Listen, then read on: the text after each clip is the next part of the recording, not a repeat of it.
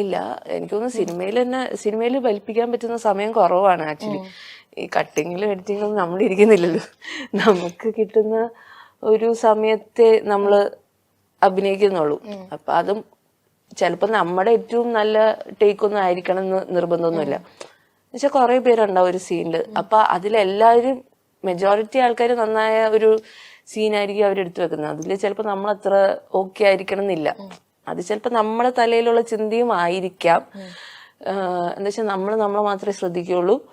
പക്ഷെ ഒരു സംവിധായകനോ അല്ലെങ്കിൽ സിനിമാറ്റോഗ്രാഫർ ആ സിനിമേനെ മൊത്തത്തിൽ നോക്കി കാണുന്ന ആൾക്കാർക്ക് ആ ഒരു കാര്യത്തിന്റെ ജഡ്ജ്മെന്റ് ഉണ്ടാവുള്ളൂ. തിയേറ്റർ ആകുമ്പം എന്താന്ന് വെച്ചാൽ നമ്മൾ സ്റ്റേജിൽ കയറി അത് 2 മണിക്കൂർ നമുക്ക് കംപ്ലീറ്റ്ലി കിട്ടുകയാണ്. ആ സമയത്ത് സംവിധായകനോ അല്ലാണ്ട് വേറൊരാൾക്കും ഒരു പവറും ഇല്ല കയറി വന്ന് നമ്മളെ തിരുത്താനൊന്നും. നമ്മൾ ചെയ്തതാണ് ഇത്.